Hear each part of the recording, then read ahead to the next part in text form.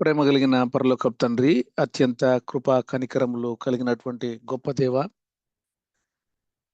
ఈ యొక్క దినాన్ని మీరు మాకు అనుగ్రహించారు. మాకు తండ్రి మంచి శ్వాసనిచ్చారు అయ్యా. మరి అలాగే మంచి జీవితాన్ని తండ్రి, మరి మాకు కావాల్సిన సదుపాయాలన్నీ ప్రభా అన్నిటికంటే ఎక్కువగా దేవుణ్ణి, ప్రభా పరిశుద్ధాత్మ దేవుణ్ణి మాతో ప్రభా మరి మాలో ప్రభా మీరు ఉంచుతూ, మీరు మమ్మల్ని ఎంతో కాచి కాపాడుతూ పెద్ద చేస్తూ ఆత్మీయంగా అభివృద్ధి చెందేదానికి మీరు అనుగ్రహిస్తున్న ప్రతి అవకాశం కొరకై వందనాలు స్తోత్రాలు చెల్లించుకుంటున్నాం. చిన్న మందగా తండ్రి, మరి సంఘముగా ప్రభా మరి మీరు విలువ పెట్టి కొనబడిన వారముగా మేమందరము మీ పాదాల చెంత అయ్యా మీ యొక్క వాక్యాన్ని ధ్యానించేదానికి మీరు మాకు అనుగ్రహిస్తూ ఉంటున్నారు. ఎవరైతే మాట్లాడుతుంటున్నారో ఈ యొక్క యోహాను పత్రికల నుంచి అయ్యా మరి మీరు మాత్రమే మాతో మాట్లాడి, మీరు మాత్రమే మమ్మల్ని తండ్రి ఇంకా సర్వసత్యంలోనికి నడిపిస్తారని నమ్ముతూ పరిశుద్ధాత్మ దేవ మీకే మా యొక్క సమయాన్ని, మా యొక్క ప్రభావ మరి మాట్లాడుతున్నటువంటి వారిని మీకే సమర్పించుకుంటూ శిలువ చాటున వారిని మరుగుపరిచి ప్రభా మరి మీరే మాతో మాట్లాడమని, మెలనైన స్వరముతో మాట్లాడమని ఈ యొక్క చిన్న ప్రార్థన ప్రభు అయిన యేసు క్రీస్తు వారి అతి శ్రేష్టమైన నామములు అడిగి వేడుకొంచుతున్నాం స్వామి. ఆమెన్.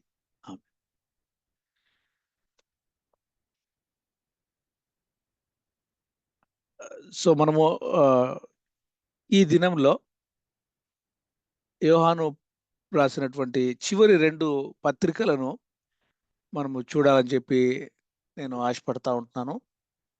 అయితే యోహాను రాసినటువంటి 2వ పత్రిక, 3వ పత్రిక చాలా చిన్న పత్రికలు.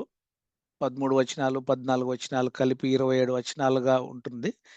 అయితే ఈ పత్రికలన్నిటి సారాంశము మనము పదే పదే చూసుకుంటూ వచ్చాము. 3 ముఖ్య సారాంశములుగా మనం చూస్తూ ఉంటున్నాం. జీవము, వెలుగు, ప్రేమ. Eternal life, light, agape love అన్నటువంటి ఈ 3 అంశాలను మనము చూస్తూ వస్తుంటున్నాం. అయితే ఈ చివరి 2 పత్రికలు, యోహాను రాసినటువంటి 2వ పత్రిక, 3వ పత్రిక, ఈ 2 పత్రికలు వారి యొక్క సారాంశాన్ని మనము ఒకసారి చూస్తే చాలా 2 ప్రాముఖ్యమైన సారాంశాలుగా మనం చూడొచ్చండి. ప్రేమ, సత్యము. ఈ 2 విషయాల గురించి ఈ 2 పత్రికలలో చాలా ప్రస్ఫుటముగా దేవుడు మన కొరకు లిఖించి పెట్టారు. కాబట్టి మనం ఈ యొక్క వాక్య భాగాన్ని చదువుకునేటప్పుడు దయచేసి గమనించండి. 2 ముఖ్య అంశాలు ప్రేమ, సత్యము. ఇవి పదే పదే ఈ యొక్క చివరి 2 పత్రికలలో మనము చూస్తూ ఉంటున్నాం. అయితే అలాగే నలుగురు ముఖ్యమైనటువంటి వారిని మనం ఇక్కడ చూస్తూ ఉంటున్నాం. ఈ 2వ అధ్యాయంలో అమ్మగారికి అని చెప్పి వ్రాయడము, 3వ అధ్యాయంలో ముగ్గురు వ్యక్తుల గురించి గాయునకు,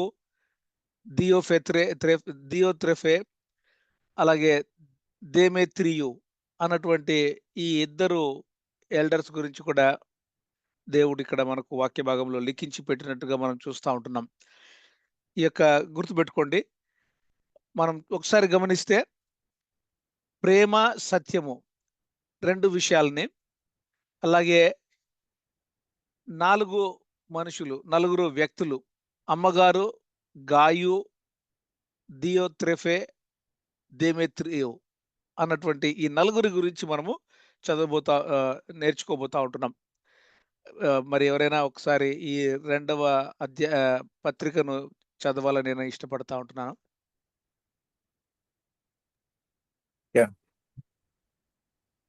పెద్దనైన నేను ఏర్పరచబడినదైన అమ్మగారికిని ఆమె పిల్లలకును శుభమని చెప్పి వ్రాయునది.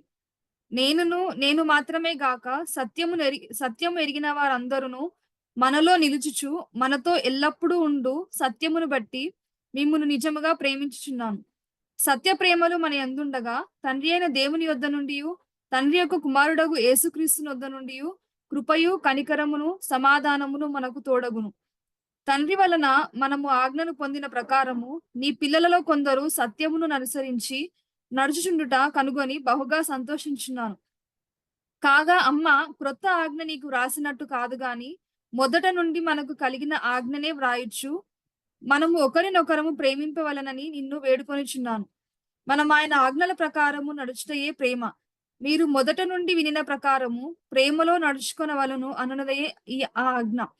యేసుక్రీస్తు శరీరధారి అయి వచ్చెనని ఒప్పుకొనని వంచకులు అనేకులు లోకంలో బయలుదేరి ఉన్నారు. అట్టివాడే వంచకుడును క్రీస్తు విరోధినై ఉన్నాడు. మేము మీ మధ్యన నెరవేర్చిన కార్యములను చెడగొట్టుకొనక, మీరు పూర్ణ ఫలము పొందునట్లు జాగ్రత్తగా చూచుకొనుడి. క్రీస్తు బోధయందు నిలిచి ఉండక, దానిని విడిచి ముందుకు సాగు ప్రతివాడును దేవుని అంగీకరింపనివాడు. ఆ బోధయందు నిలిచియుండువాడు తండ్రిని, కుమారుని అంగీకరించువాడు. ఎవడైనను ఈ బోధను తేక మీ యొద్దకు వచ్చిన యెడల వానిని మీ ఇంట చేర్చుకొనవద్దు. శుభమని వానితో చెప్పనవద్దు. శుభమని వానితో చెప్పువాడు వాని దుష్ట క్రియలలో పాలివాడగును. అనేక సంగతులు మీకు వ్రాయవలసి ఉండియు సిరాతోనూ కాగితముతోనూ వ్రాయ మనసు లేక మీ సంతోషము పరిపూర్ణమవునట్లు మిమ్మును కలుసుకొని ముఖాముఖిగా మాటలాడ నిరీక్షించున్నాను. ఏర్పరచబడిన నీ సహోదరి పిల్లలు నీకు వందనములు చెప్పుచున్నారు. Thank you. Thank you sister.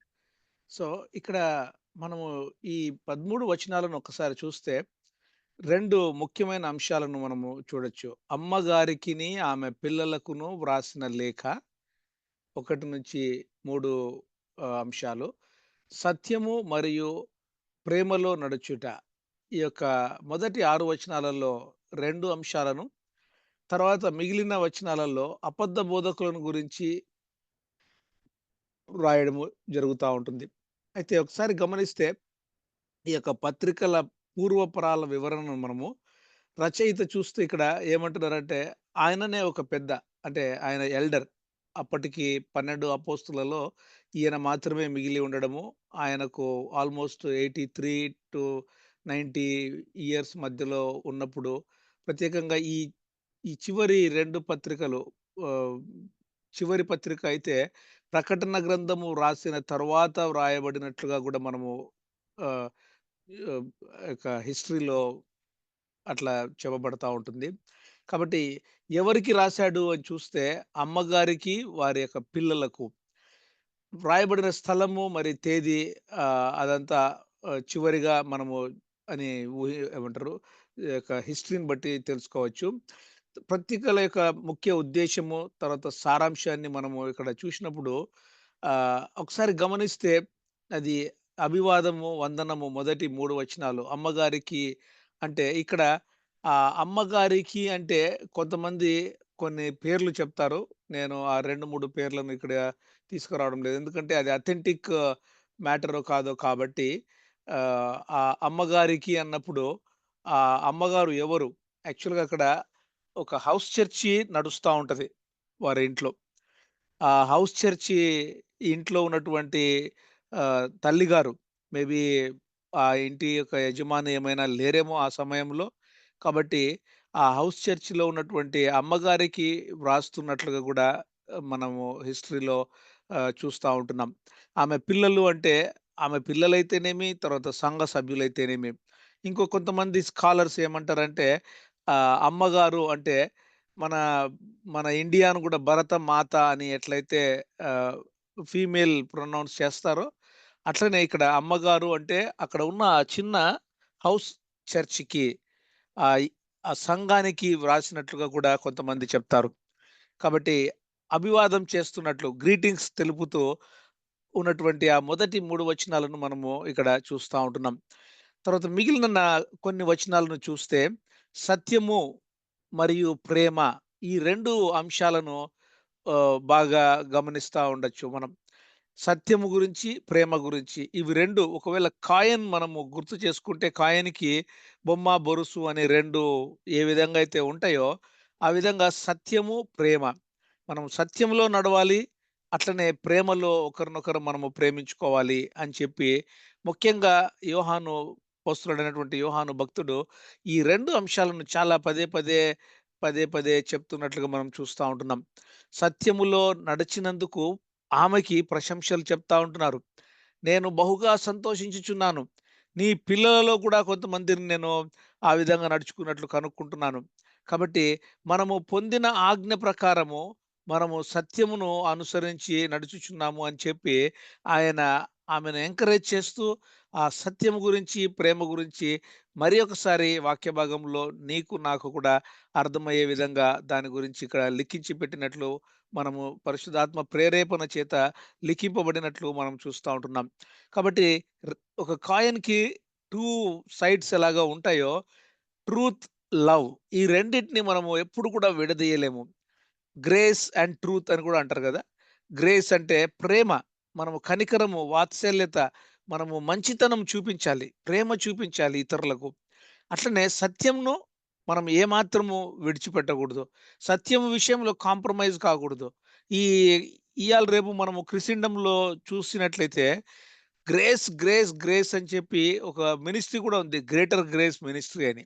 వాళ్ళు ఏం చేస్తారంటే, వాళ్ళు నువ్వు ఏం చేసినా పర్వాలేదు దేవుడు క్షమిస్తాడు, దేవుడు క్షమిస్తాడు అని చెప్పి ఒక తప్పుడు బోధలో కూడా తీసుకుపోతూ ఉన్నట్లుగా కూడా మనం గమనిస్తా ఉంటున్నాం. కాబట్టి దయచేసి గమనించండి దేవుని బిడ్డలారా. మనము ప్రేమని ఏ విధంగా ఎంత ఎంత ప్రాముఖ్యంగా చూడాలనో అట్లనే సత్యం విషయంలో కాంప్రమైజ్ కాకూడదు. ఒకవేళ తప్పును తప్పుగా చెప్పాలి. కానీ తో మనము ప్రేమించాలి. మనము తప్పును తప్పుగా చెప్పి ప్రేమ లేకుండా ఉండకూడదు. సో, సత్యంలో ఏమాత్రము కాంప్రమైజ్ కాకూడదు. ప్రేమలో మాత్రము ఎప్పుడు కూడా ప్రేమను విడిచిపెట్టకూడదు. కాబట్టి ఒకరినొకరము ప్రేమింపబడాలనన్నటువంటి ఆ బోధ కూడా ఈ యొక్క అపోస్తలుడైన పౌలు మనకు చాలా చక్కగా బోధించినట్లుగా చూస్తా ఉంటున్నాం. అమ్మా నేను ఇప్పుడు వేడుకొనుచున్నాను. మీకు మరి ఒక క్రొత్త ఆజ్ఞ నేను ఇవ్వడం లేదు. మనకు తెలిసిన ఆజ్ఞనే. ఎందుకంటే రెండవ ఆజ్ఞగా ఒకరినొకరు నిన్ను వలె నీ పొరుగువాని ప్రేమింపవలెనని మనం ఎట్లయితే ఆ ఆజ్ఞను చూస్తుంటున్నామో, ఆ ఆజ్ఞను మరొకసారి ఆ యొక్క యోహాను భక్తుడు ఆమెకు రిమైండ్ చేస్తున్నట్లుగా మనం చూస్తా ఉంటున్నాం.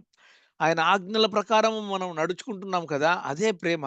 నిజంగా నీవు నేను దేవుణ్ణి ప్రేమించిన వారమైతే దేవుని యొక్క ఆజ్ఞలు గైకొనాలని చెప్పి దేవుడు కోరుకుంటా ఉన్నాడు. కాబట్టి ప్రేమలో మనము నడుచుకోవాలి. అదే ఒక ఆజ్ఞ. ఆ విధంగా చెప్తూ అబద్ధ బోధకుల గురించి కూడా కొన్ని హెచ్చరికలను ఇక్కడ చేస్తున్నట్లుగా మనం గమనిస్తా ఉంటున్నాం. అబద్ధ బోధకులను చేర్చుకొనవద్దు అని చెప్పి హెచ్చరిస్తా ఉంటున్నాడు. ఎందుకు ఆ విధంగా చెప్తున్నాడు అని చూస్తే, ఈ అమ్మగారు అంటే ఈ యొక్క హౌస్ చర్చ్‌కి చాలామంది విజిటర్స్ వస్తా ఉన్నారు. వచ్చి చూస్తా ఉంటున్నారు. అటెండ్ అవుతున్నారు. వాళ్ళు విజిట్ చేయడమే కాకుండా వాళ్ళు అప్పుడప్పుడు మంచి ఆహ్, వారి యొక్క తలాంతులను వాళ్ళు వెచ్చిస్తా ఉంటున్నారు.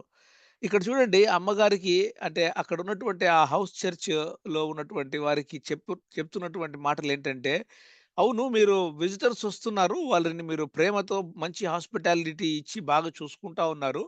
అది బాగానే ఉంది. కానీ వారు మంచి వాళ్ళా? అంటే వారి యొక్క బోధ ఎట్లా ఉంది? వారి యొక్క ఫలమును బట్టి వారి యొక్క బోధను మనము ఏ విధంగా అయితే చూడాలని చెప్పి ముందటి చాప్టర్‌లో మనం 1 యోహాను 1:5లో గమనించామో, కాబట్టి ఇక్కడ ఆయన చెప్తున్నటువంటి మాట ఏంటంటే, "అమ్మగారు మీరు విజిట్ చేసే వాళ్ళని మీరు మంచిగా చూసుకుంటా ఉన్నారు. ఆ హాస్పిటాలిటీ చాలా బాగుంది. ఎందుకంటే ఆమె ఏమాత్రము ప్రేమ విషయంలో తక్కువ లేకుండా వచ్చిన విజిటర్స్‌ని చాలా చక్కగా మంచిగా చూసుకుంటా ఉంది. అయితే ఆ విజిటర్స్ కొంతమంది అబద్ధ బోధకులు, క్రీస్తు విరోధులు కూడా రావడము, వారిష్టమొచ్చినట్లు బోధించడము, అట్లా బోధించే వారిని దయచేసి రానివ్వద్దండి. వీలైతే అసలు నువ్వు ఇంట్లోకే రానివ్వద్దు. చర్చిలోకే రానివ్వద్దు అన్నటువంటి చానా ఘాటు మాటల్ని ఇక్కడ యోహాను భక్తుడు చెప్తా ఉంటున్నాడు. మిమ్మల్ని గురించి మీరు జాగ్రత్త పడండి. ఎందుకంటే మీరు తప్పుడు బోధలోకి ఎక్కడికి వెళ్ళిపోతారో ఏమో అన్నటువంటి బాధను ఆయన వ్యక్తపరుస్తా ఉన్నాడు. దయచేసి గమనించండి దేవుని బిడ్డలారా. ఇయాల రేపు కూడా మనకు చాలామంది అబద్ధ బోధకులు, క్రీస్తు విరోధులను మనం చూస్తా ఉంటున్నాం. ప్రత్యేకంగా హైదరాబాద్‌లో అయితే ఎ ఎ ఎట్లా పడితే అట్లా ఎవరు పడితే వాళ్ళు బోధించడము, వాక్యానుసారంగా కాకుండా వాక్యానికి విరుద్ధంగా ప్రభువైన యేసు ప్రభుల వారికి కూడా ఒక్కొక్కసారి విరుద్ధంగా వారు క్రీస్తు ప్రభుల వారి మహిమను కూడా దొంగిలిస్తూ వారి యొక్క మహిమను వారు చాలా చాటి చెప్పుకుంటూ వారి యొక్క ఫేమస్‌ని వారి యొక్క మహిమను ఎక్కువగా పొందుతూ వారు క్రీస్తు విరోధులుగా ఉంటున్నారు. అటువంటి వారి పట్ల మనం ఏ విధంగా ఉంటున్నాం?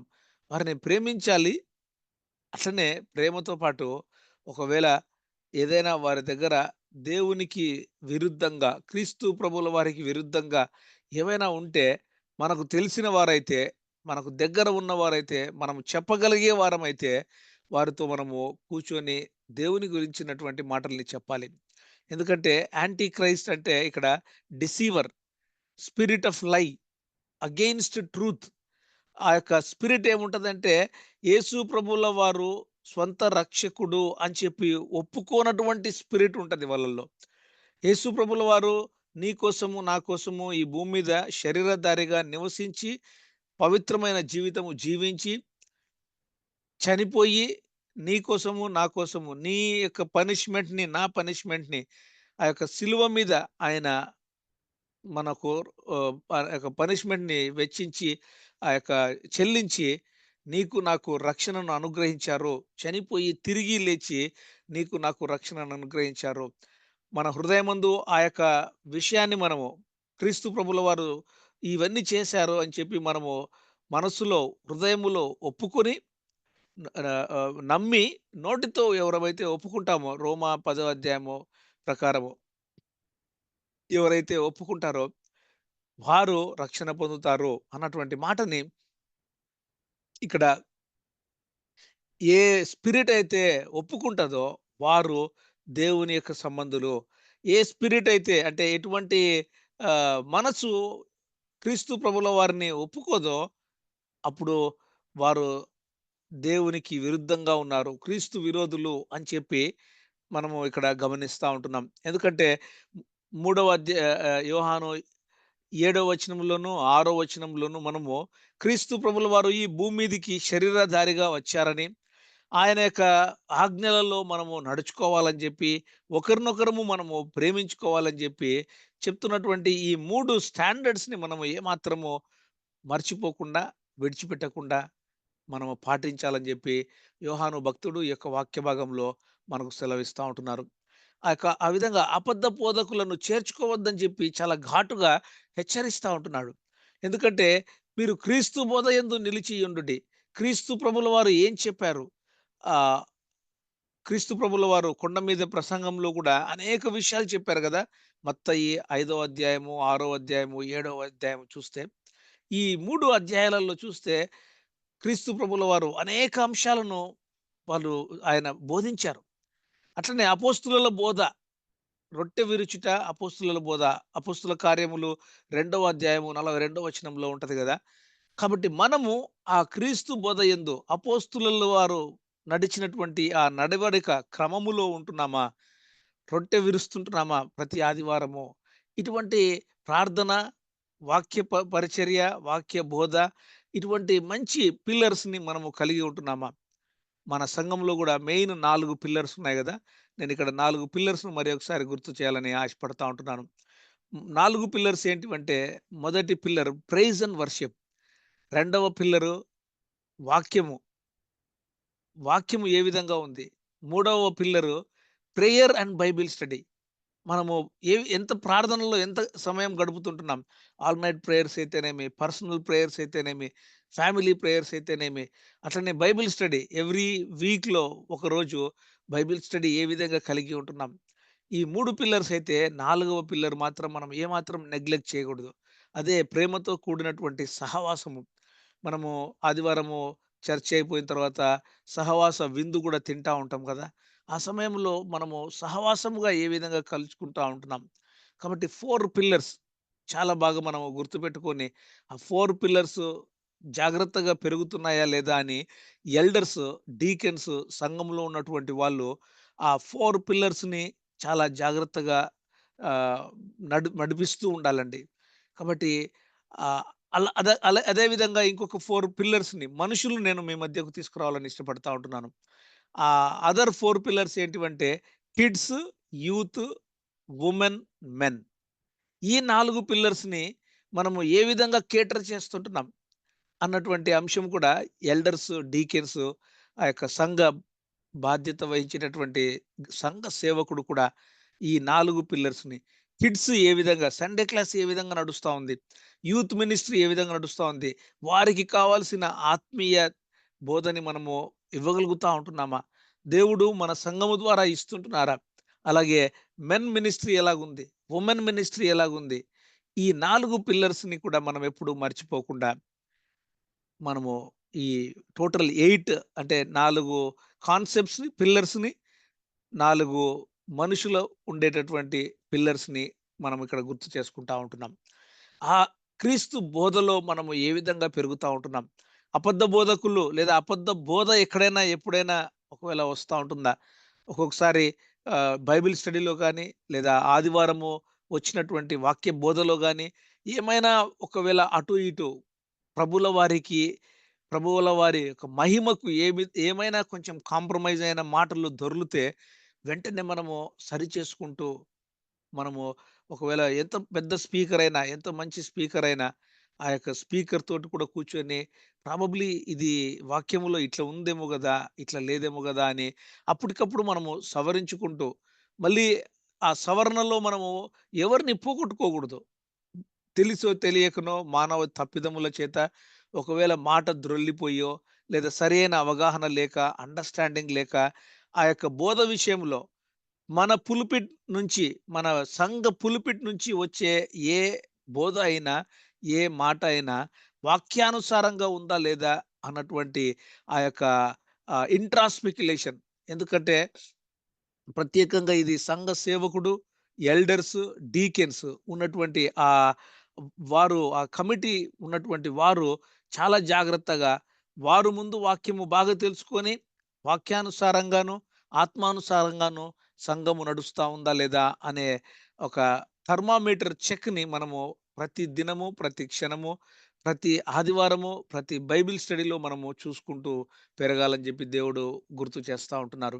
కాబట్టి ఆ విధంగా దేవుని బిడ్డలారా, అబద్ధ బోధకులను మనము చేర్చుకోకూడదు.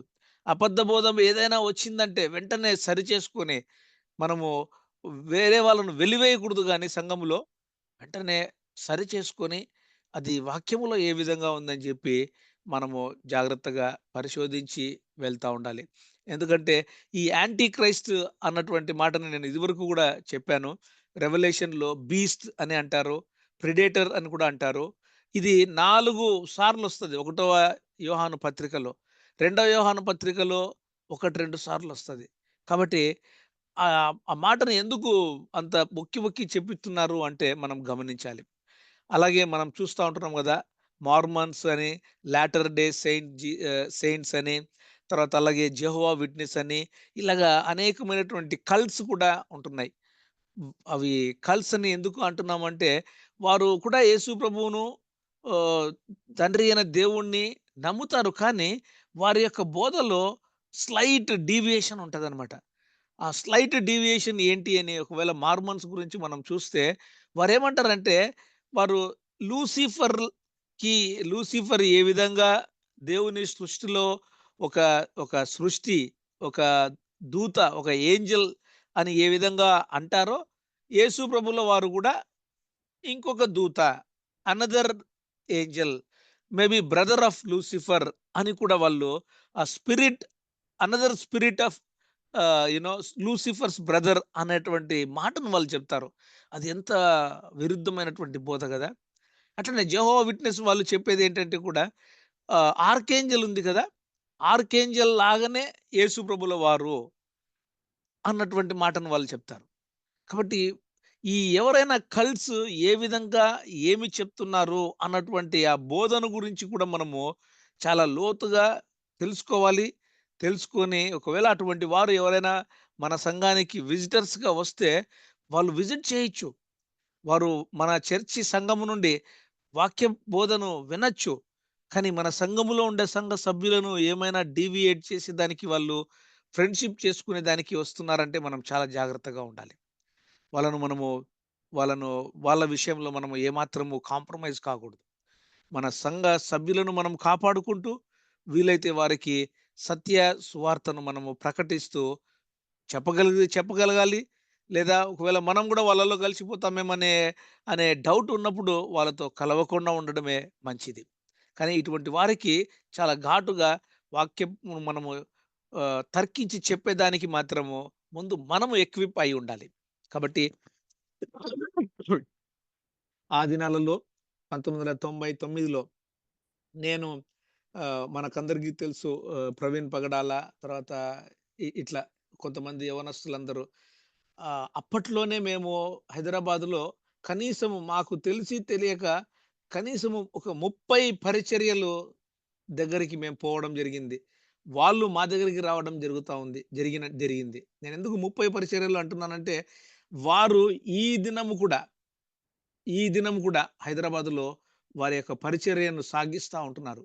కనీసము 30 పరిచర్యలు అని ఎందుకంటున్నానంటే, ఇక్కడ రెండే నేను మెన్షన్ చేశాను. మార్మన్స్, జెహోవా విట్నెస్ అని, చర్చ్ ఆఫ్ క్రైస్ట్ అని, దైవ స్వరూపి అని, తర్వాత ఇలాగ అనేకమైనటువంటి లాటర్ డే సెయింట్స్ అని ఇట్లా అనేక రకాలైనటువంటి పరిచర్యలు ఇంతవరకు చెప్పాను కదా! గ్రేటర్ గ్రేస్ మినిస్ట్రీస్ అని వాళ్ళు ఏమంటారు, ఎక్కువ మోతాదు వాళ్ళు వాక్య పరిచర్య చేస్తారు. వాక్యంలో ఉండేది మాట్లాడతారు. కానీ స్లైట్ డీవియేషన్‌తో అది తప్పుడు దోవలోకి వెళ్ళిపోయే ఆస్కారం ఉంటదండి. కాబట్టి ఈ యొక్క కల్ట్స్‌ని మనము జాగ్రత్తగా పసిగట్టి హైదరాబాద్‌లో ఉన్నారు. ఈ వీళ్ళు మనకు ఫ్రెండ్స్ కూడా ఉండొచ్చు. ఈ ఈ యొక్క పరిచర్యలలో ఉండేటటువంటి వాళ్ళు. ఈ కల్ట్స్‌లో ఉండే ఫ్రెండ్స్ విషయంలో కూడా చాలా జాగ్రత్తగా ఉండండి. అట్లా ఎవరైనా ఉన్నారంటే సంఘ సభ్యులను దయచేసి సంరక్షించుకోవాల్సిన బాధ్యత మన సంఘంలో ఉన్నటువంటి సంఘ సేవకుడికి, ఎల్డర్స్‌కి, డీకెన్స్‌కి ఉందండి. దీని గురించి నేను నొక్కి నొక్కి చెప్పాల్సిన అవసరం లేదు. మన యొక్క సంఘ సభ్యులు సంఘాన్ని చాలా చక్కగా కాపాడుతున్నారని చెప్పి దేవునికి కృతజ్ఞతాస్తుతులు చెల్లిస్తూ ఈ విధంగా సెకండ్ జాన్‌లో ఉన్నటువంటి 2 కమాండ్స్‌ని మనము మరొకసారి బాగా గుర్తు చేసుకొని మూడవ పత్రికలోకి వెళ్ళాలని ఆశపడతా ఉంటున్నాను. సెకండ్ జాన్‌లో ఉన్నటువంటి యోహాను రెండవ పత్రికలో ఉన్నటువంటి 2 మెయిన్ వచనాలు ఏవి అంటే, 4వ వచనంలో the truth, walk in the truth, సత్యములో మనము నడవాలి. అలాగే 5వ వచనంలో ఒకరినొకరము మనము ప్రేమించుకొని ప్రేమ విషయంలో ఏమాత్రము మనము తగ్గకుండా, కాంప్రమైజ్ కాకుండా at the at the cost of not compromising truth.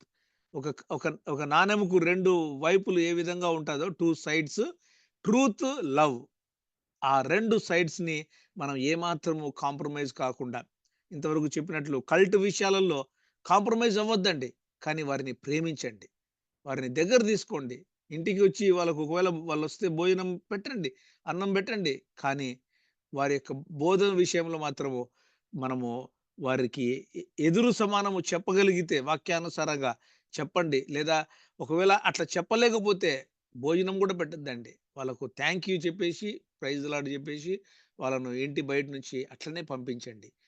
అటువంటి మాటల్ని యోహాను భక్తుడు ఇక్కడ మనకు చెప్తా ఉంటున్నారు. కాబట్టి మూడవ పత్రికలోకి వెళ్ళకముందు ఎవరైనా ఆ మూడవ పత్రికను కూడా చదువుతారని నేను అడుగుతా ఉంటున్నానండి.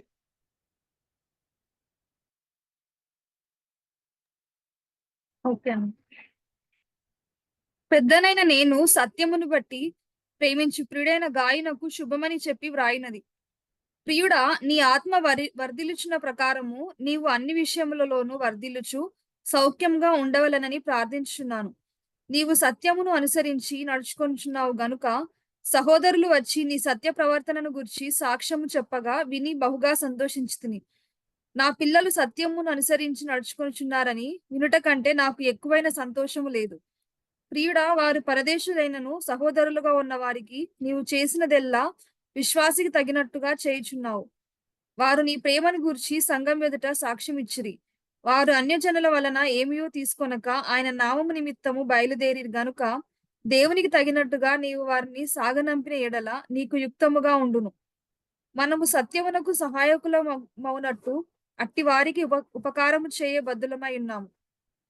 నేను సంఘమునకు ఒక సంగతి వ్రాసితిని. అయితే వారిలో ప్రధానత్వము కోరుచున్న దియోత్రెఫే మమ్మును అంగీకరించుటలేదు. వాడు మమ్మును గూర్చి చెడ్డ మాటలు వదురుచు అది చాలనట్టుగా సహోదరులను తానే చేర్చుకొనక, వారిని చేర్చుకొన మనసు గల వారిని కూడా ఆటంకపరచుచు, సంఘములో నుండి వారిని వెలివేయుచున్నాడు. అందుచేత నేను వచ్చినప్పుడు వాడు చేయుచున్న క్రియలను జ్ఞాపకము చేసుకొందును. ప్రియుడా, చెడు కార్యమును కాక మంచి కార్యమును అనుసరించి నడుచుకొనుము. మేలు చేయువాడు దేవుని సంబంధి, కీడు చేయువాడు దేవుని చూచినవాడు కాడు. దెమేత్రియు అందరి వలనను సత్యము వలనను మంచి సాక్ష్యం పొందినవాడు. మేము కూడా అతనికి సాక్ష్యం ఇచ్చున్నాను. మా సాక్ష్యము సత్యమైనదని నీవెరుగుదువు. అనేక సంగతులు నీకు వ్రాయవలసిన్నది గాని సిరాతోనూ కలముతోనూ నీకు వ్రాయ నాకిష్టము లేదు. శీఘ్రముగా నిన్ను చూడ నిరీక్షించున్నాను. అప్పుడు ముఖాముఖిగా మాట్లాడుకొనెదము. నీకు సమాధానము కలుగును గాక. మన స్నేహితులు నీకు వందనములు చెప్పుచున్నారు. నీ యొద్దనున్న స్నేహితులకు పేరు పేరు వరుసను వందనములు చెప్పుము. Thank you sister. కాబట్టి ఈ 3వ పత్రికలో మనము కొన్ని అంశాలను ఇక్కడ చూడొచ్చు. ముఖ్యంగా 3వ పత్రికలో ఒక ముగ్గురు వ్యక్తులను ఇక్కడ ఇక్కడ చెప్తున్నట్లుగా మనం చూస్తూ ఉంటున్నాం. తర్వాత ఆత్మీయ సంపద, శారీరక సంపద గురించి 2 వచనాలను మనం చూస్తూ ఉంటున్నాం. సువార్త పరిచారకులకు ఏ విధంగా సహాయం చేయడము, ఆ యొక్క సహాయాన్ని అభినందించడము, దియోత్రేఫే యొక్క ఆత్మ అంటే దియోత్రేఫే ద స్పిరిట్ ఆఫ్ డయాఫెట్రిస్ అని అంటారు. ఆ యొక్క అంటే తన మనసు ఏ విధంగా ఉంది అని. అలాగే దేమేత్రియు అన్నటువంటి ఈ ఇంకొక ఎల్డర్ గురించి కూడా ఆయన చేసే మంచి కార్యములను మనము ఏ విధంగా నడుచుకోవచ్చు అన్నటువంటి ఆ యొక్క ముగ్గురు గురించి మనం ఇక్కడ ప్రస్తావించినట్లుగా చూడొచ్చండి. ఇక్కడ కూడా రచయిత ఎవరు అంటే ఆయన is one of the elder. ఇంకా eldest of all the elders గా కూడా మనము గమనించవచ్చు. ఎందుకంటే యోహాను భక్తుడు, అపోస్తలుడైనటువంటి యోహాను భక్తుడు అప్పటికి చాలా ఎల్డర్ గా ఉన్నట్టుగా కాబట్టి ఆయన ఒక ఎల్డర్ గా చూడండి. ఇక్కడ ఇంకొకటి కూడా మనం గమనించాలి. వాక్య భాగములో ఈ ఇంక్లూడింగ్ యేసు ప్రభుల వారు ఏం చెప్తారంటే బ్రదర్స్ అంటారు. Brothers and sisters. వాక్యములో ఎక్కడ కూడా గాడ్ సర్వెంట్ అని చెప్పి దైవ సేవకుడు, దైవజనుడు అన్నటువంటిది ఉంటది. కానీ అది ఒక పొజిషన్ లాగా ఆ పొజిషన్ ని, ఒక టైటిల్ ని చాలా పెద్ద చేసుకొని కొన్ని సంఘాలలో గాడ్ సర్వెంట్ అని ఒక డిఫరెంట్ టైటిల్ తో వాళ్ళు డిఫరెంట్ పొజిషన్ లో మెలుగుతూ ఉంటారు. కానీ అట్లా ఉండదు. అట్లా ఉండదు. కానీ వాక్యములో ఏముంటదంటే అందరము బ్రదర్స్ అండ్ సిస్టర్స్ అన్నటువంటి మాటగా ఉంటది. మీకు తెలిసి ఉంటది. ఏమంటారు, జాక్‌పునన్ అంకుల్. ఒకసారి జాక్‌పునన్ అంకుల్‌ని నేను ఆయన పెద్దాయన గదా అని జెప్పి అంకుల్‌ని చూసినప్పుడు ఆయన ఇట్లా తేరి జూసినాడు. ఓహో! ఈ పిల్లోడు కొత్త పిల్లోడేమో తెలీదేమోలే అని. యాక్చువల్‌గా అయితే ఈవెన్ వాళ్ళ కొడుకులు గూడా బ్రదర్ జాక్ అంటారు. ఎందుకు అంటే ఆ యొక్క సంఘములో వాళ్ళు పాటిస్తున్నటువంటి ఇది ఏంటంటే అందరూ కూడా there is no god servant. There is everybody are brothers and sisters. ఎందుకంటే యేసు ప్రభుల వారు వాక్యానుసారంగా అది చెప్పారు మనం అని చెప్పి దైవజనులను తక్కువ చేసి ఇక్కడ నేను చెప్తున్నట్లు కాదు. కానీ దైవజనులు వారు మనము ప్రత్యేకంగా మన ట్రెడిషన్, ఇండియన్ ట్రెడిషన్ బట్టి మనము దైవజనులకు మంచి గౌరవం ఇవ్వాలి. ఆ యొక్క గౌరవ స్థానం ఇస్తాము. కానీ ఇంకా ఈ బ్రదర్స్ అన్నటువంటి ఆ బోధ క్రీస్తు ప్రభుల వారు మనకు బ్రదర్స్, ఎల్డర్స్, డీకన్స్ అని చాలా క్లియర్ గా మనకు తిమోతిలోను, తీతులోను, తర్వాత అనేక సందర్భాలలో వాక్యము మనకు ఎల్డర్స్, డీకన్స్ అని మాత్రమే ప్రస్తావించబడుతుంది. ఎల్డర్స్ ఏంటంటే వారు సంఘ పరిచర్య విషయములో మెయిన్ రెస్పాన్సిబిలిటీ కలిగి ఉన్నవాళ్ళు. అదే డీకెన్స్ అనేది ఏంటి అంటే వాళ్ళు డీకెన్స్ ఆపరేషనల్ మ్యాటర్స్ ని చూసుకునేవాళ్ళు. ఎల్డర్స్ స్ట్రాటజికల్ గా మెయిన్ వాక్యము ఎట్లా ఉంది, తర్వాత సంఘము ఎట్లా నడవాలి, main important decisions, strategical decisions, ఆ డెసిషన్ మేకింగ్ లో, ఆత్మీయత విషయంలో ఇవన్నీ కూడా ఎల్డర్స్ చూసుకుంటారు. అయితే డీకెన్స్ ఏం చేస్తారంటే వారు ఆపరేషనల్ గా ఒకవేళ ఎట్లా మనీ ఎట్లా నడుస్తా ఉంది, ఏమైనా ఖర్చులు ఉన్నాయి కదా! ఈ ఖర్చులు ఎట్లా పెట్టాలి? తర్వాత మనం ఏమన్నా కొనుక్కోవాలన్నా సంఘానికి, తర్వాత సంఘము పరిచర్యలో ఎవరన్నా లేట్‌గొస్తున్నారా? ఇట్లా ఏం జరుగుతా ఉంది? ఇవన్నీ కూడా డీకెన్స్ పట్టించుకోవచ్చు. కాబట్టి ఎల్డర్స్, డీకెన్స్ అన్నటువంటి క్రమము, నియమము వాక్యములో దేవుడు మనకు చాలా చక్కగా లిఖింపబడి పెట్టారు. రాసి పెట్టారు. కాబట్టి మనము మన సంఘాలలో ఆ యొక్క ఎల్డర్స్ అండ్ డీకెన్స్ అన్నటువంటి ఆ యొక్క క్రమాన్ని మనము కలిగి ఉంటున్నాము అని చెప్పి మరొకసారి అటువంటి చక్కటి క్రమములో ఉండే సంఘంలో మనం ఉంటున్నాము అని చెప్పి దేవుడు మనల్ని ప్రశంసిస్తూ దాన్ని కొనసాగించమని మరొకసారి గుర్తు చేస్తా ఉంటున్నారు. కాబట్టి మూడవ పత్రికలో ముగ్గురు వ్యక్తుల గురించి అని అనుకున్నాం గదా! గాయు, దియోత్రెఫే, దేమెత్రి అన్నటువంటి ఈ యొక్క ముగ్గురు విషయాలను గురించి మనము ఇక్కడ కొన్ని పాఠాలను నేర్చుకోబోతా ఉంటున్నాం. యోహాను పత్రిక మూడవ పత్రికలో నుండి క్రైస్తవులు ఉండవలసిన రీతిగా ఉండాలన్నటువంటి కొన్ని మాటలను, సంఘ క్రమము ఏ విధంగా, సంఘ క్రమములో ఈ ఎల్డర్స్ ఏ విధంగా ఉండాలి, ఎల్డర్స్ యొక్క కొన్ని స్వభావాలను ఈ యొక్క పత్రికలో లిఖించపెట్టి దేవుడు మనకు ఉంచారు. సహజముగా క్రైస్తవులు ఇతర క్రైస్తవులను వెంబడిస్తా ఉంటారు. వాక్యానుసారంగా మనము వాక్యాన్ని వెంబడించాలి. కానీ బై మిస్టేక్ ఏం చేస్తారంటే తెలుసో తెలియకనో ఇంకొక క్రైస్తవులను ఒకవేళ వేరే క్రైస్తవులలో మంచి విషయాలు ఏవైనా వెంబడిస్తూ ఉంటే తప్పు లేదండి. కానీ ఒకవేళ ఎల్డర్‌గా గానో లేదా దైవ సేవకునిగానో మెలుగుతూ ఆయన ఏదన్నా తప్పు జెప్తే ఇక ఆ తప్పుడు బోధలోనో, ఆ తప్పుడు నడవడికలోనో ఉండిపోతాం. ఆ విధంగా ఉండకూడదు.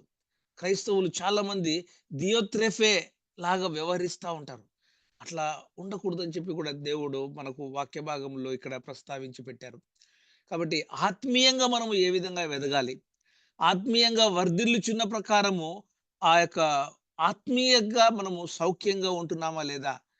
అన్నటువంటి మాటను గూడా వీరిలో సత్యము అంటే ఆత్మీయంగా ఎవరైతే ఎదుగుతూ ఉంటున్నారో, ఆత్మీయంగా ఎవరైతే వర్ధిల్లుతూ ఉంటున్నారో, వారిలో వారి యొక్క ప్రవర్తనలో, వారి యొక్క జీవితములో, వారి బిహేవియర్‌లో సత్యము చాలా బలముగా పెరుగుతా ఉంటదండి. వారు ఉన్నది ఉన్నట్లుగా వాక్యములో ఉన్నది ఉన్నట్లుగా మాట్లాడుతా ఉంటారు. ఈవెన్ ఇప్పుడు మన సంఘంలో నేను నవీన్‌తోనూ, ప్రవీణ్‌తోనూ వీళ్ళతోటి మాట్లాడుతా ఉన్నప్పుడు వారు చాలా స్ట్రాంగ్‌గా ఉంటారు సత్యం విషయంలో. ఏమాత్రము అటు ఇటు పోయినా గూడా లేదన్నా అని చెప్పేసి ఖండిస్తారు. ఆ విధంగా మనము అందరము కూడా చిన్న పిల్లలమైన ఆహ్, ఇప్పుడు జాష్ ఉన్నాడు గదా! జాష్ కూడా సండే క్లాస్‌లో నాకు తెలిసి వాక్య భాగము బాగా నేర్చుకుంటా ఉంటారు. వారు వాక్యములో ఏ విధంగా ఎంతగా వర్ధిల్లితే ఆత్మలో వాళ్ళు వర్ధిల్లున్నట్లుగా మనమందరం కూడా ఆ విధంగా వర్ధిల్లాలని చెప్పి, ఆ విధంగా సత్యంలో నడుచుకుంటూ ఉండాలని చెప్పి, మామూలుగా భౌతికంగా వర్ధిల్లడము అంటే ప్రాస్పరిటీ గాస్పెల్. కమర్షియల్‌గా అంటే దాంట్లో జీవం ఏముండదండి. ఏదో మతపరమైనటువంటి వర్ధిల్లడము. అంటే చర్చికొస్తా ఉంటాము. మంచి మంచి బట్టలు వేసుకుంటాము. మంచి మంచి ఇండ్లుంటాయి. మంచి కార్లుంటాయి. ఆహ్, మంచి ఉద్యోగాలుంటాయి. దేవుడు ఇచ్చినటువంటి మంచి మంచి ఉద్యోగాలను బట్టి ఏదో ఒక మతపరమైనటువంటి క్రిస్టియన్స్‌కి మనము వర్ధిల్లగూడదండి. అవును. అవి ఉండాలి. కానీ అన్నిటికంటే ఎక్కువగా ఆత్మలో మనము వర్ధిల్లుతున్నామా లేదా? వాక్యములో మనం ఎదుగుతున్నామా లేదా? సత్యములో మనం ఎదుగుతా ఉంటున్నామా లేదా? ఎంత సత్యములో ఎంత బలముగా ఉంటున్నాము అనేది మనము గమనించాలి. మన యొక్క అంకుల్ దేవదాస్ గారి కుటుంబాన్ని మనం ఒకసారి చూసినప్పుడు సరే నేను సంఘంలో చాలామంది ఉంటారు. దేవకుమార్ అంకుల్, అలాగే దేవదాస్ అంకుల్ వాళ్ళు నాకు తెలుసు కాబట్టి ఇక్కడ ప్రస్తావిస్తా ఉంటున్నాను. వారు కుటుంబాన్ని ఎంతో చక్కగా వారు భయభక్తులతో, దేవుని భయభక్తులతో నాకు తెలిసి దేవదాస్ అంకుల్ అయితే బాప్టిస్ట్ చర్చ్‌కి మేమున్న రోజులలో కూడా చాలా క్రమంగా ఆన్ టైమ్, బిఫోర్ టైమ్ ఎళ్ళేటటువంటి వారు. బస్సులు పట్టుకొని ఎంతో కష్టమున్నా కూడా ఆన్ టైమ్ ఎళ్లి సంఘ క్రమములో, సంఘములో కుటుంబాన్ని ఆ విధంగా పెంచినారు కాబట్టే ఈరోజు చూస్తే తన బిడ్డలందరూ కూడా వాక్యములోను, సంఘములోను ఎదుగుతూ ఉన్నట్లుగా మనము చూస్తా ఉంటున్నాం. కాబట్టి ఇటువంటి మంచి దైవజనులను మనము కలిగి వాళ్ళను వెంబడిస్తా ఉండొచ్చు. ఎందుకంటే వారిలో మంచితనము మనం గమనించి మంచితనాన్ని మనము ప్రశంసిస్తూ వెంబడిస్తా ఉండొచ్చు. కానీ అదే విధంగా కొంతమంది ఉన్నారు. డిఫరెంట్ టైప్ ఆఫ్ ఎల్డర్స్ వారి గురించి కూడా మనం ఇక్కడ నెక్స్ట్ ఆహ్, స్లైడ్స్‌లో మనం చూస్తాము. కాబట్టి ప్రాస్పరిటీ గాస్పెల్ ఏంటంటే అబ్రహాము, ఇస్సాకు, యాకోబులకు పాత నిబంధన గ్రంథములో దేవుడు ఇచ్చినటువంటి ఆశీర్వాదం ఏంటంటే ఆస్తి, అంతస్తు, ఈ యొక్క హోదాలు, దేవుని యొక్క ప్రేమ, వాటిని మనం ఓల్డ్ టెస్టిమెంట్‌లో చాలా చక్కగా ప్రస్ఫుటంగా చూడొచ్చండి. కానీ న్యూ టెస్టిమెంట్ వచ్చే వేళకి మనము సీకింగ్ అబోవ్ అంటే what we are depositing in heaven, మనము పరలోకపు విషయాల పైన ధ్యాస ఉంచాలి. ఆత్మీయమైనటువంటి విషయాల మీద ధ్యాస ఉంచాలి. ఈ లోకమైనటువంటి విషయాల మీద కంటే ఆత్మీయ విషయాల మీద మనము ధ్యాస ఉంచాలి. అవర్ రిచెస్ ఇన్ హెవెన్ అన్నటువంటి వాటి మీద మనము ధ్యాస ఉంచాలని చెప్పి దేవుడు మనకు గుర్తు చేస్తా ఉంటున్నారు. మనకు మంచి హెల్త్ అవసరం. చాలామంది హీలింగ్ పవర్, హీలింగ్ మినిస్ట్రీ అని చెప్పి వాళ్ళు వాళ్ళు హీలింగ్ మినిస్ట్రీ చేస్తా ఉంటారు. అలాగే హీలింగ్ గురించి ప్రార్థన చేస్తా ఉంటే ప్రజల గురించి కూడా నేను ఇక్కడ ఒక మాట చెప్పాలని ఆశపడతా ఉంటున్నాను. అవును, మనకు హీలింగ్ అవసరము. మంచి హెల్త్ అవసరము. అయితే ఆ హీలింగ్ లేదా ఆ స్వస్థత ఎందుకు అవసరము?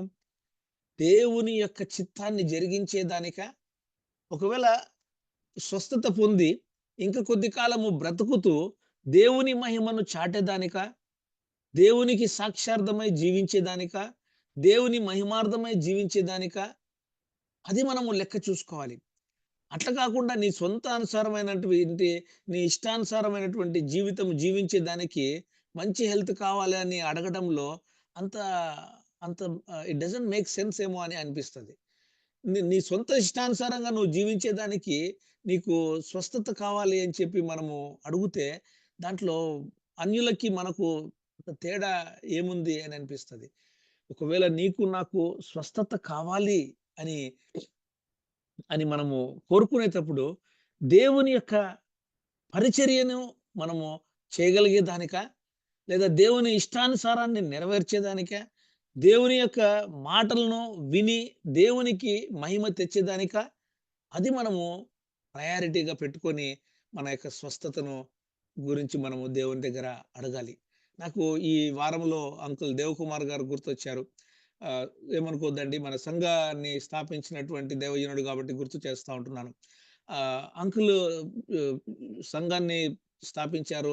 అరే! చాలా త్వరగా చనిపోయారే అని ఒక్కొక్కసారి మనకు అనిపిస్తది. కానీ దేవుని చిత్తము ఏంటో మనకు తెలీదు. మనమందరము పరలోకానికి పోయినప్పుడు తెలుస్తది.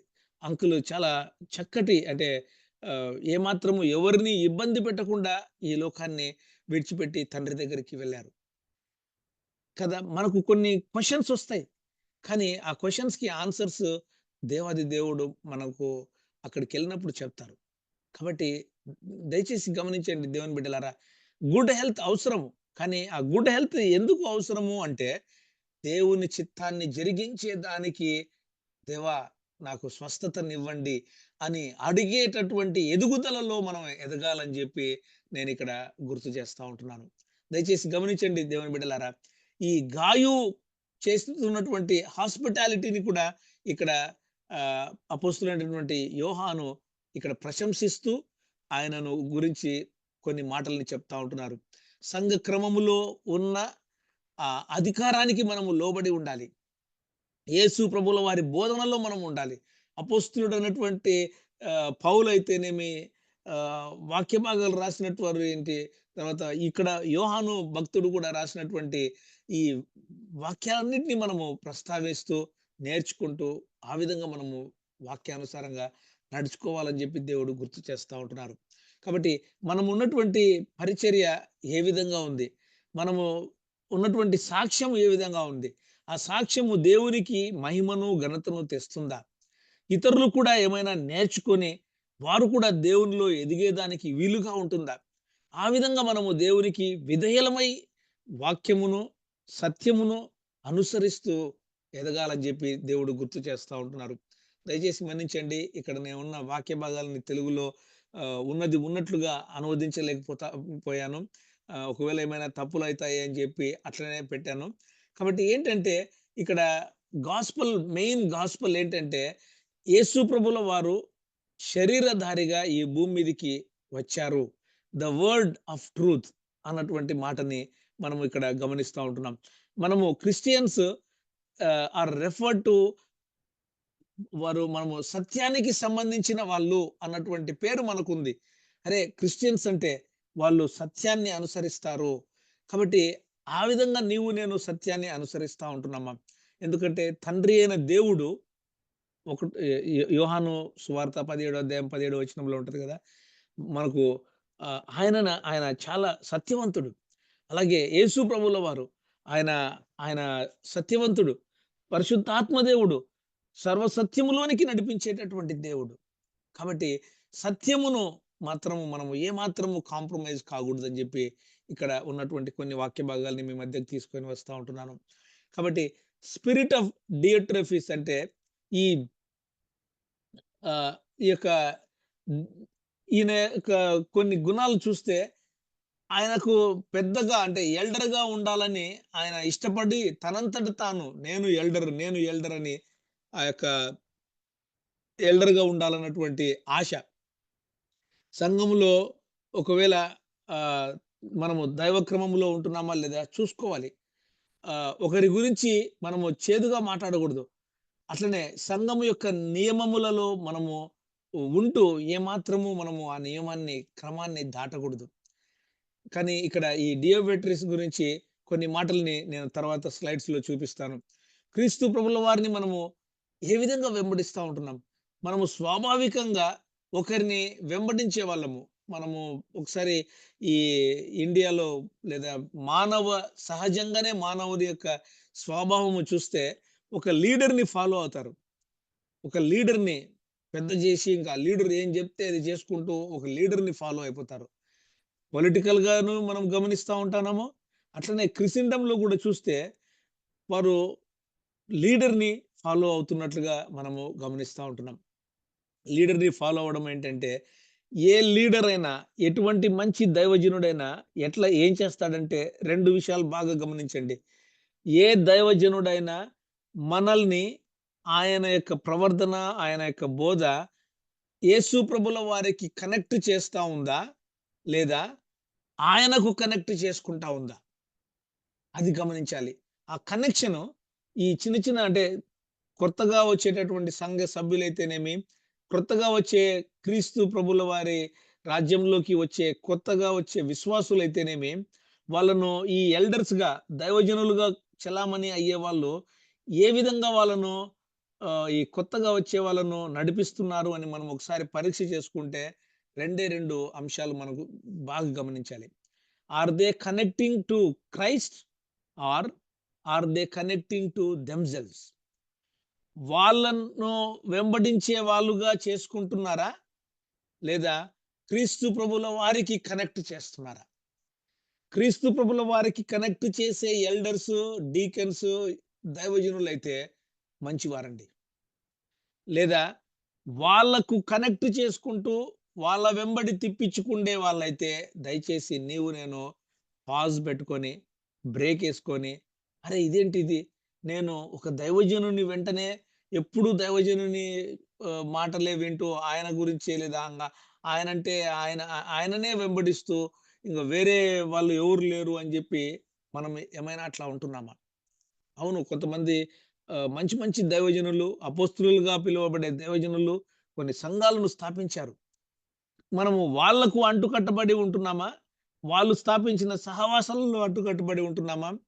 లేదా క్రీస్తు ప్రభుల వారికి అంటుకట్టబడి ఏ స్థానిక సంఘంలో ఉన్నా సార్వత్రిక సంఘంలో మనము చలామణి అవుతుంటున్నామా? లేదా సార్వత్రిక సంఘంలో మనం కౌంట్ కాబడుతుంటున్నామా? లేదా? అది మనం గమనించుకోవాలండి. ఆ విధంగా మనము లీడర్లను ఏదో వెంబడించడము, ఇంకా అట్లనే వాళ్ళ మైకంలో పడిపోకూడదు. ఆ విధంగా ఉండకూడదని చెప్పి ఇక్కడ దేవుడు మనకు గుర్తు చేస్తా ఉంటున్నారు. మనము క్రీస్తు ప్రభుల వారిని మాత్రమే వెంబడించాలి. ఇంకా ఒకవేళ మనము ఒక అడుగు ముందుకేసి చూస్తే అపోస్తులుడైన పౌలు ఏమంటారంటే, నేను క్రీస్తు ప్రభుల వారిని పోలి నడుచుకున్నట్లు నన్ను పోలి నడుచుకొనుడి అంటారు. ఆ విధంగా ఒకవేళ అపోస్తలుడైన పౌలు వాక్య భాగంలో లిఖించినటువంటి ఆ యొక్క వాక్యానుసారంగా మనము నడుచుకోగలవచ్చు. ఇంకా నెక్స్ట్ ఒకవేళ ఆహ్, మనకు తెలిసి తెలియనటువంటి కొంతమంది దైవజనులు వారు అన్ని విషయాలలో వెంబడించొచ్చో లేదో నాకైతే తెలీదు గానీ, కొన్ని విషయాలు వెంబడించొచ్చు.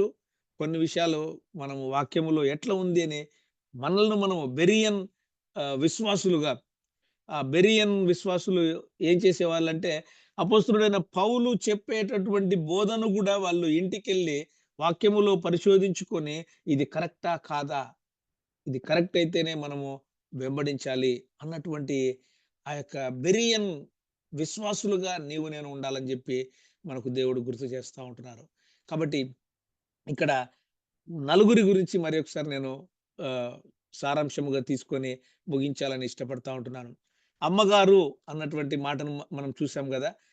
రెండవ యోహాను పత్రికలో అమ్మగారికిని, వారి పిల్లలకును అన్నటువంటి మాటను ఏంటంటే అక్కడ మేము మీ మధ్యను నెరవేర్చిన కార్యములను చెడగొట్టుకొనక మీరు పూర్ణ ఫలము పొందునట్లు మిమ్మల్ని మీరు జాగ్రత్తగా ఉండండి అని హెచ్చరిస్తా ఉంటున్నాడు.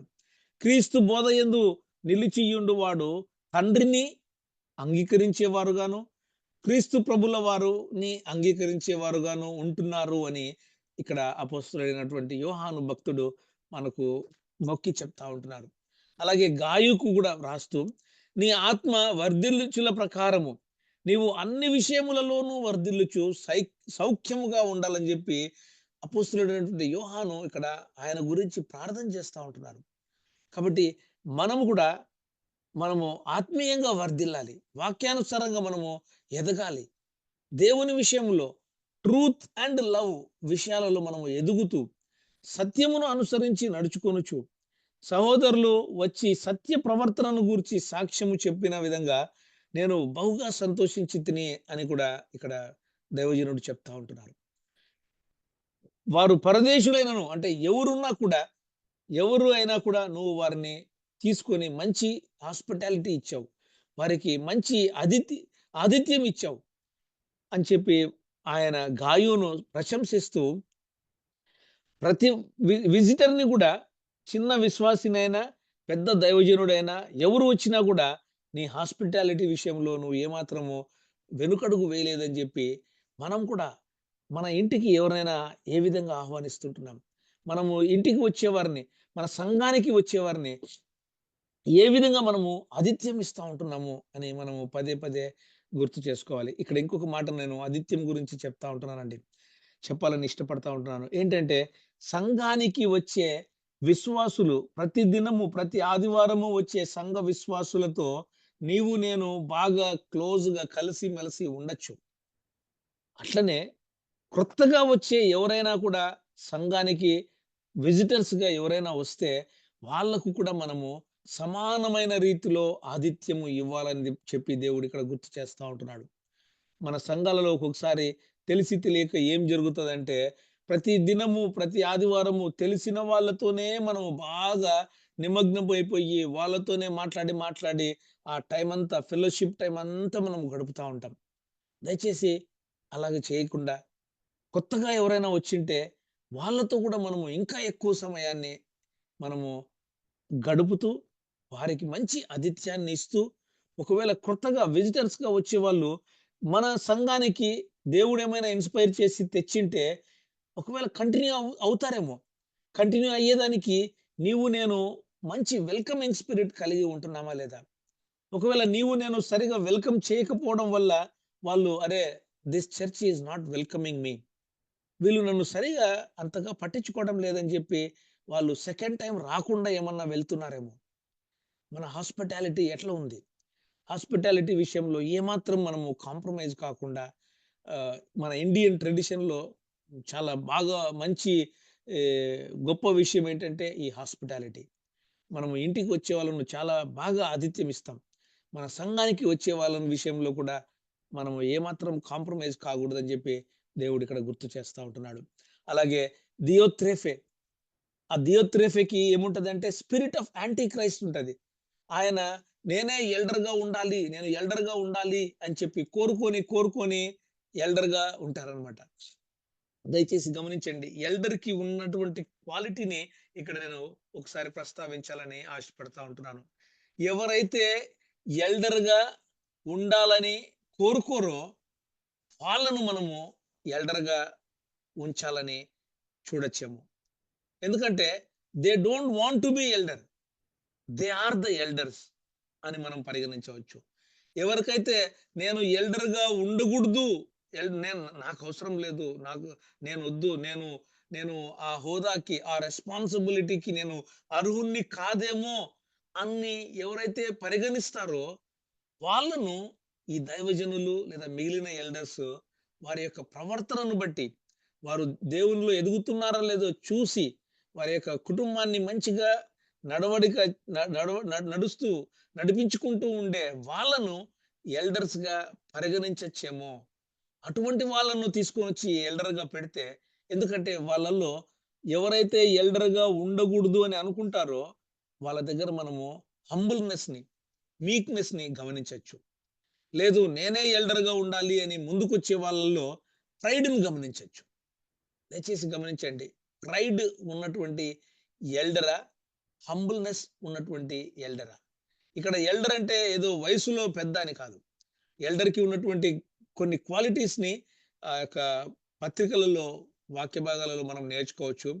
వారి యొక్క కుటుంబాన్ని చక్కగా నడిపించుకుంటూ, దేవునికి నమ్మకంగాను, సంఘానికి నమ్మకంగాను, కుటుంబానికి నమ్మకంగాను ఉండేటటువంటి వాక్యములో గూడా మంచి వాక్యానుసారంగా పర్సనల్‌గా గూడా వాళ్ళు ఎదిగేటటువంటి వారు ఎల్డర్స్‌గా మనము కౌంట్ చేసుకోవచ్చు అని చెప్పి పత్రికలలో ఇది ఒక సెపరేట్ టాపిక్. కానీ ఇక్కడ దియోత్రెఫీ ఏం చేస్తున్నాడంటే, నేను ఒక సంఘ పెద్దను. ఈ ఉండే సంఘములో నేను ఎల్డర్‌ను అని జెప్పి తను ఇష్టానుసారంగా ప్రవర్తిస్తా ఉంటాడు. సహోదరులను తానే చేర్చుకొనడు. వారిని చేర్చుకునేదే గాక ఇంకా ఏం చేస్తాడంటే, అటువంటి మనసు గల వారిని కూడా ఆటంకపరిచి సంఘంలో ఉండే వాళ్ళని కూడా వెలివేస్తా ఉంటాడు. చాలా డిఫరెంట్‌గా బిహేవ్ చేస్తా ఉంటాడు. ఒక స్పిరిట్ ఆఫ్ యాంటీ క్రైస్ట్ ఈ దియోత్రెఫీకి మనము చూస్తా ఉంటున్నాం. కానీ ది అదర్ సైడ్ దేమేత్రేయు అనేటటువంటి ఇంకొక ఎల్డర్ ఉన్నాడు. ఆ ఎల్డర్ ఏంటంటే మంచి ప్రవర్తన కలిగి, మంచి విశ్వాసిగా, అందరి వలనను, సత్యము వలనను మంచి సాక్ష్యము పొందినవాడై, మేము కూడా ఆయన గురించి సాక్ష్యం ఇస్తున్నాము. మా సాక్ష్యం కూడా సత్యమైనది అని చెప్పి ఇక్కడ యోహాను అపోస్తలుడైనటువంటి యోహాను దెమెత్రేయు అనేటటువంటి ఎల్డర్ గురించి పదే పదే చెప్తా ఉంటున్నాడు. దయచేసి గమనించండి దేవుని బిడ్డలారా. ఎటువంటి ఎల్డర్‌ని మనం కలిగి ఉంటున్నాం. ఒకవేళ ఉన్న ఎల్డర్‌ని మనం తీసేయలేమేమో.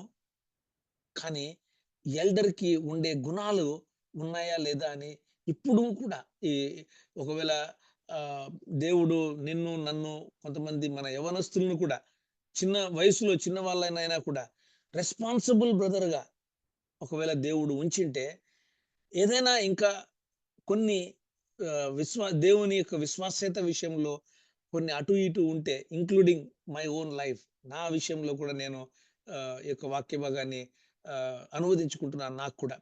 ఎందుకంటే రెస్పాన్సిబిలిటీ నీవు నేను ఉండే పరిచర్యలో ఒకవేళ రెస్పాన్సిబుల్‌గా ఉండే నీవు నేను మన ప్రవర్తన ఎట్లా ఉంది? సత్య ప్రవర్తన కలిగి మంచి సాక్ష్యం కలిగి ఉంటున్నామా? ఒక్కొక్కసారి కొంతమంది చర్చెస్‌లో నేను గమనించినప్పుడు, వారి యొక్క ప్రవర్తన బాగలేనప్పుడు వాళ్ళు ఎల్డర్‌షిప్ నుంచి, డీకన్‌షిప్ నుంచి లేదా గాడ్ సర్వెంట్ పొజిషన్ నుంచి వైదొలిగిపోతారు. వారి అంతట వాళ్ళు వైదొలిగిపోతారు. అట్లా చేయడం కూడా తప్పులేదు. అలాగా వెళ్ళిపోయిన వాళ్ళను మనము తక్కువ చేసి చూడాల్సిన అవసరం కూడా లేదు. వాళ్ళు ఆ ఎల్డర్‌షిప్ నుంచి కిందికి దిగిపోవడంలో ఏదో వాళ్ళు ఇంక నరకానికి పోతున్నట్లేం కాదు. వారు ఉన్న రెస్పాన్సిబిలిటీని దేవునికి, వారికి మధ్య ఉన్న సంబంధం విషయంలో వారు కొన్ని సరిచేసుకునేకి కొంచెం బ్రేక్ తీసుకుంటున్నారేమో. మనము వాళ్ళను ఇంకా దగ్గర తీసుకొని, వారితో ఉంటూ, వారిని కూడా మనము విశ్వాసములో వాళ్ళతో కలిసి మనము ఒకవేళ కుటుంబంలో ఏదైనా కొన్ని అవకతవకలు ఏవైనా ఉంటే, దాన్ని బట్టి ఏమైనా వాళ్ళు ఎల్డర్‌షిప్ నుంచి దిగిపోతున్నారేమో. మనం ఏమాత్రం వాళ్ళను తక్కువగా చూడకూడదు. కాబట్టి ఈ ఎల్డర్‌షిప్ అంటే వీరిద్దరూ ఎల్డర్స్ కాబట్టి నేను ఎల్డర్‌షిప్ గురించి కొంచెం ఎక్కువగా మాట్లాడుతున్నానేమో కానీ, దయచేసి గమనించండి. మనము నలుగురి గురించి బాగా ఈరోజు విన్నాము. ఈ 2 పత్రికలలో ఉన్నటువంటి నలుగురి గురించి. అమ్మగారికి రాస్తున్నారు వారి యొక్క పిల్లలకి. అంటే ఇక్కడ సంఘము అని అనుకోవచ్చు. లేదా సంఘములో ఉన్నటువంటి సంఘ పెద్దలకి. అలాగే గాయునకు, దేయోత్రేఫే గురించి, స్పిరిట్ ఆఫ్ యాంటీ క్రైస్ట్ గురించి, అలాగే దెమెత్రేయు ఈ 2 అక్షరాలులో చూస్తే ఇక్కడ ఆహ్, మే, యో అన్నటువంటి 2 పదాలను మనం గుర్తుపెట్టుకుంటే ఆ letters Diotrephes spirit of antichrist. మనం ఏం కన్‌ఫ్యూజ్ కాకుండా చూసుకోవాలి. అలాగే దెమెత్రేయు ఎం, మా, దెమెత్రేయు అన్నప్పుడు ఆయన మంచి ఎల్డరు. మంచి సాక్ష్యము పొందినవాడుగా మనం చూస్తా ఉంటున్నాం. కాబట్టి ఈ 2 పత్రికలలో మనము 2 అంశాలని చూసాం. సత్యము గురించి, ప్రేమ గురించి, అలాగే నలుగురు గురించి. అమ్మగారు, వారి పిల్లలు అంటే సంఘము, సంఘములో ఉన్నటువంటి పెద్దలు, గాయు, దెమెత్రియు వీరు ముగ్గురు వారి యొక్క మంచి ప్రవర్తన గురించి ప్రస్తావించబడింది. దియోత్రెఫే అనే ఆయన ఒక ఏమంటారు స్పిరిట్ ఆఫ్ యాంటీ క్రైస్ట్‌ని గుర్తు చేస్తూ కొన్ని మాటల్ని మనకు దేవుడు వాక్య భాగంలో ప్రస్తావించి చూపించారు. కాబట్టి ఈ 2 పత్రికలు చాలా క్లియర్‌గా మనము పదే పదే ఇంకా చదువుకుంటూ దేవుని యొక్క వాక్యములో ఎదగాలని చెప్పి దేవుడు మనకు గుర్తు చేస్తూ వచ్చారండి. కాబట్టి ఎవరైనా ప్రార్థన చేయాలని చెప్పి నేను కోరుకుంటా